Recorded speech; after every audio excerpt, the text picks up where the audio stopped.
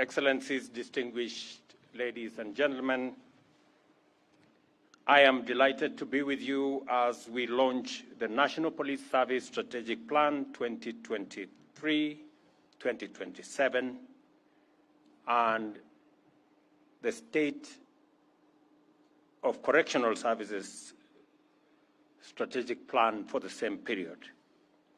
This is because we have before us two blueprints which not only reaffirm our steadfast commitment to the safety and security of citizens and their property, but also establishes a robust framework for developing a modern, efficient, responsive police service and prison service. Anchored in these strategic plans is a bold and clear step forward, creating a secure environment for where each and every citizen can thrive. National security, public order, and the safety of every citizen are the underlying enablers of all economic activity. I am also pleased to note that this plan is firmly rooted in Article 243 of the Constitution and the National Police Service Act of 2011, and is dedicated to fostering a people-centric, service-driven public order and national security system that aligns with our broader national development framework. With this strategic plan, the National Police Service is positioned to develop robust capacity to effectively address current and emerging security challenges, ensuring that Kenya remains a stable, prosperous, and safe nation, that our economy is conducive for sustainable growth. The 2023-2027 strategic plan outlines 8 key goals that are integrated to transforming the National Police Service and aligning it with a broader national security agenda. First, our investments in infrastructure, equipment, and capacity are aimed at significantly enhancing service delivery. This is the context in which we must understand the value of projects like the deployment of mine-resistant ambush-protected vehicles in regions such as the North Rift, Northeastern, and Upper Eastern, the operationalization of the National Police Hospital in Kanyonyo and Mbagathi, the completion of the DCI National Forensic Laboratory, and the establishment of the National Police Leadership Academy. These initiatives demonstrate our dedication to modernizing the service. Additionally, the establishment of the Integrated Communication Command and Control Center will improve operational efficiency and coordination. Alongside these hardware improvements, we are prioritizing the welfare of our police officers. A significant component of our national policing reform framework is the implementation of the 271 actionable recommendations from the Maraka Task Force. And we all remember we were here a few months ago to make sure that we have a team that will see to it that every recommendation that was made in that task force is achieved in the time frame which was set out.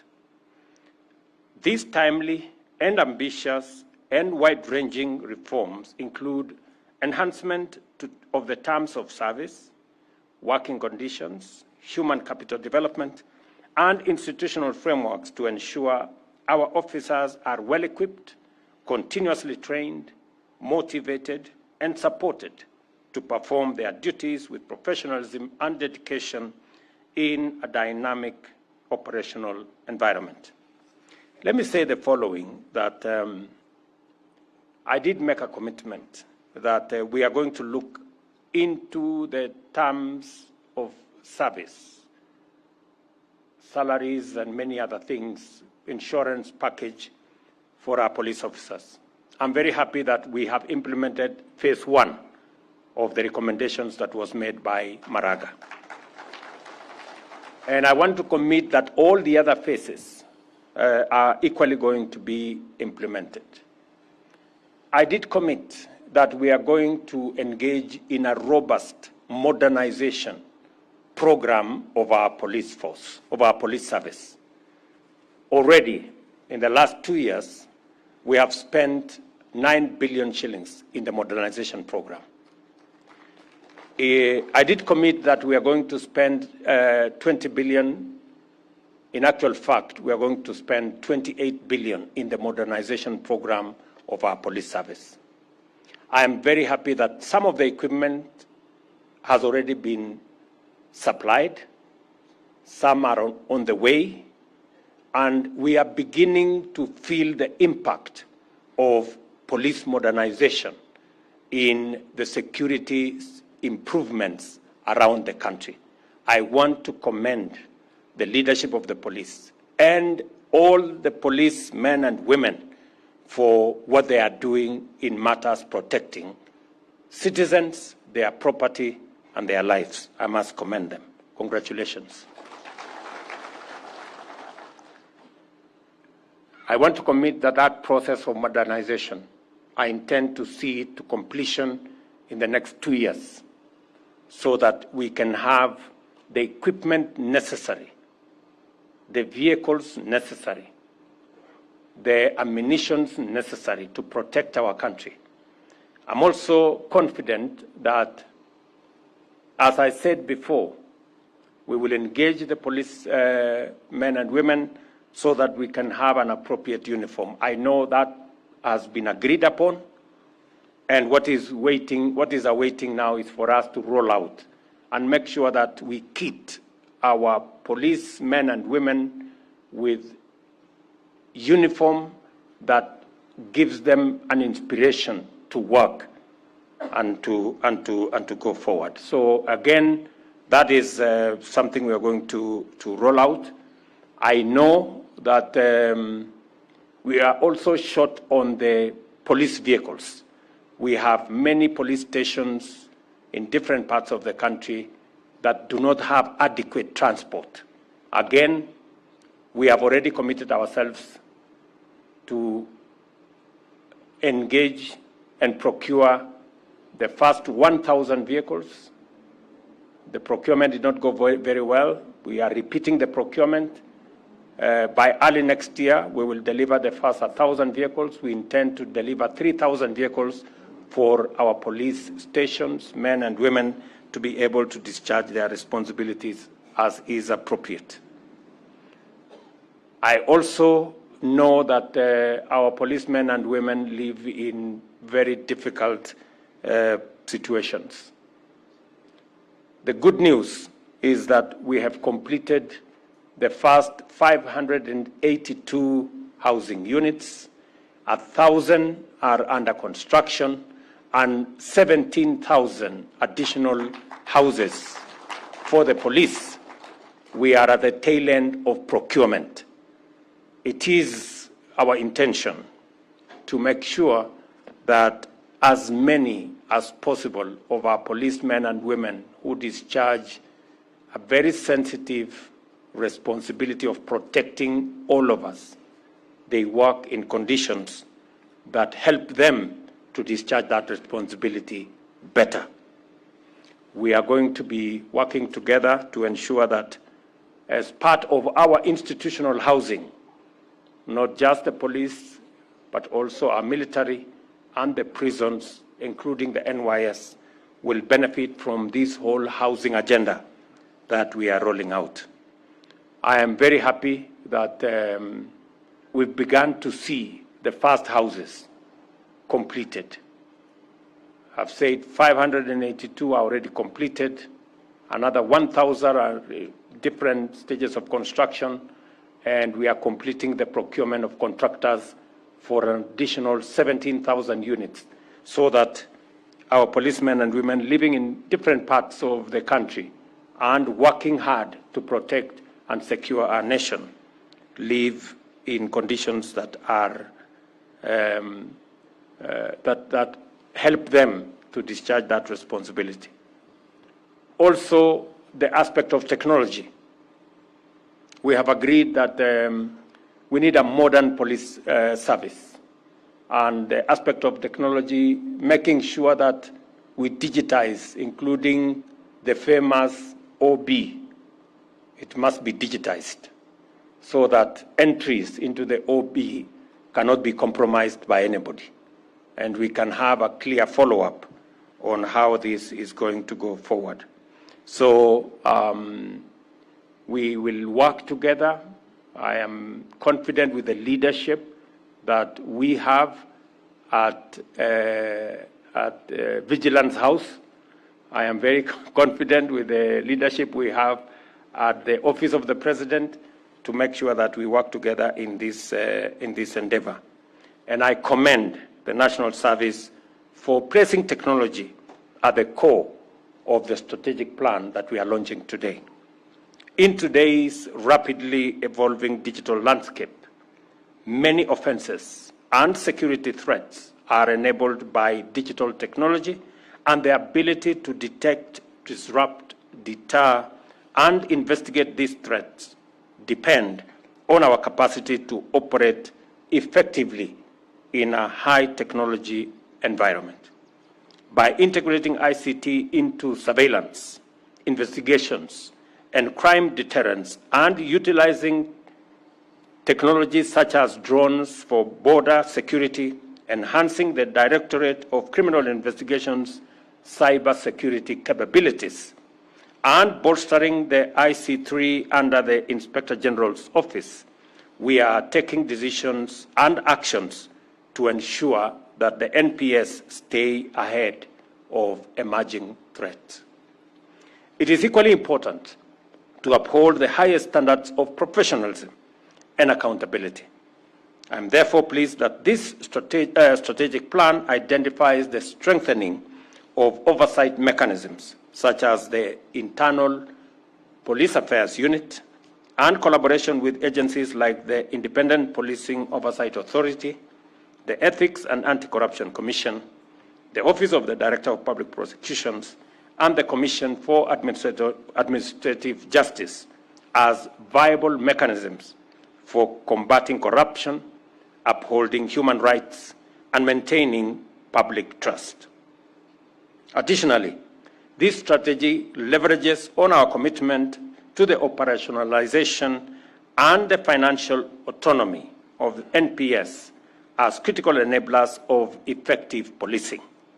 With the operational budget now directly managed by the Inspector General, the National Police Service has the financial independence necessary to utilize resources efficiently, enhance service delivery, and maintain operational flexibility to deal with emerging challenges in different parts of the country.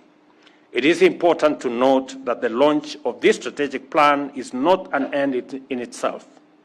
Instead, it marks the beginning of concerted efforts that must be undertaken consistently and with exceptional focus to achieve results. A strategy that fails to execute its mission or achieve its vision is an organizational failure, a professional misdirection, and a wasteful error. Therefore, this strategic plan is a call to action to begin the journey of transforming the National Police Service into a trusted, professional, and efficient institution in order to achieve our collective vision for a safer Kenya, position our national security system as a guarantor of progress, and prioritize professional service to every citizen. The reforms proposed in the Maraga Task Force report, and which have been adopted by the security services concerned, also extend to the Kenya National Prison Service. Consequently, the construction of 28,000 units in the prison service will be agreed upon, and I have given very firm instructions this morning that we need to agree on the mechanism for unlocking that potential. Our men and women service in the correctional services live in very difficult conditions as well. In addition, the prison service will begin leasing their land. Again, I have said we have so much land in the hands of government. We have seen what commercialization of these lands can do. There is every reason why we must work with the private sector to commercialize the pieces of land that we have, produce food, produce other products, so that we can make these assets much more useful to the different government agencies. To further improve transport and service provision, the State Department of Correctional Service will also be included in the vehicle leasing program so that we can better improve their fleet of transport, both for officers and for prisoners. Now that we have launched this National Police Service Strategy and the Correctional Service Strategy, what we all want to see going forward. You know, because as I've said, launching this strategic plan is just the beginning, but it can be monumental failure if we don't move the next steps. And as you reflect on this question, remember that our national policing and security framework is constitutionally mandated to ensure safety and prosperity without undermining rights and freedoms. We aspire to remain a secure democracy, which means you must perform your duties in a manner that promotes maximum safety and freedom.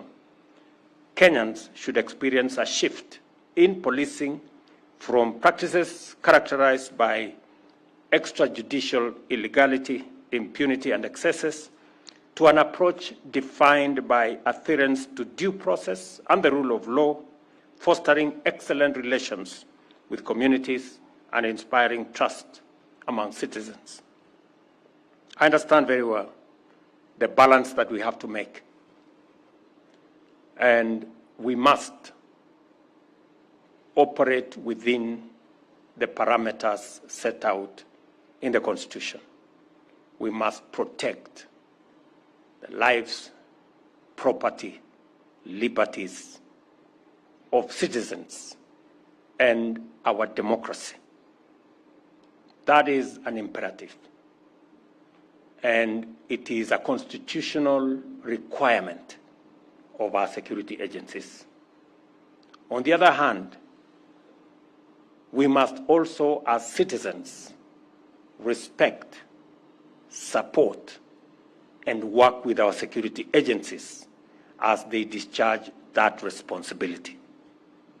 It cannot be the case that while our security men and women are doing their utmost, they are being attacked, they are being vilified, they have no support.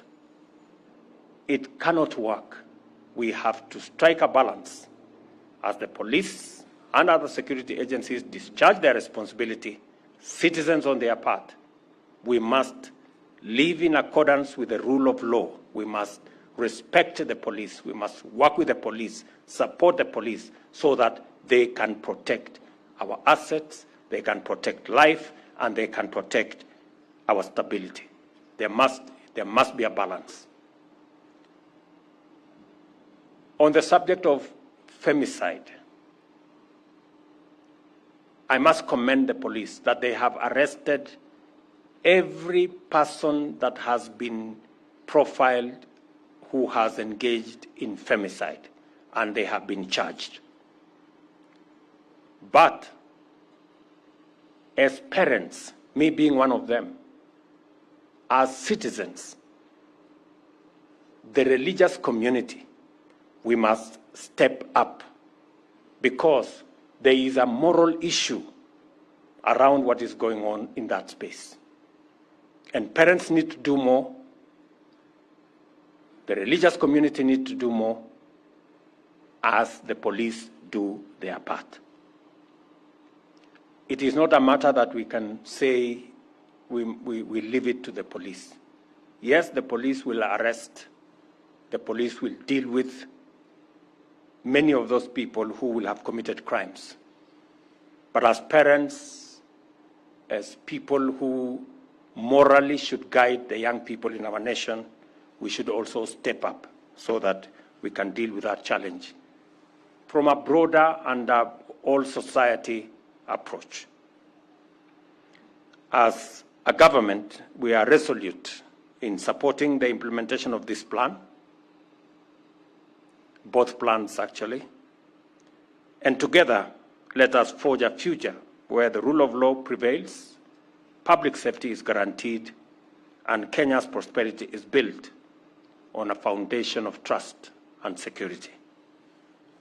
So, IG Kanja and your team, I have said that I have confidence in the leadership of the NPS as it is. They have done the best that they could, and they have the support of the government of Kenya, and they have my personal support. I understand very well that our men in uniform security agencies operate in very difficult circumstances. Sometimes we don't appreciate enough the kind of challenges they face and the kind of support that they need. But I want our security men and women to know that I fully appreciate, the government of Kenya understands, and that is why we are going to go out of our way to make sure that the job that you do, the mandate that you have, we support you so that you can achieve it. Because if you succeed, then our security is guaranteed, the security of our properties is guaranteed, the stability of our nation is guaranteed, and the progress of Kenya is assured. So you have no choice but to succeed, and we will help you to do so. Whether it is making sure that we have the requisite terms of service to support you, the uniforms, the housing, the medicals, and all the other assets, including equipment and vehicles, we will go out of our way. I know that we haven't invested in the police in a long while, and that's why I made the decision that in the next 2 years, we're going to invest 28 billion to enhance the equipment, the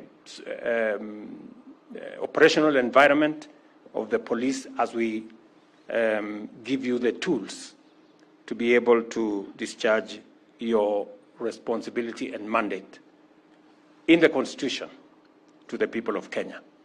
We will also continue to maintain and ensure the independence of the police so that you can make the right decisions without undue influence from whatever quarter. I also want to give you my assurance that we will defend the actions of the police that are within the law and any action that helps us to maintain peace and security in our country.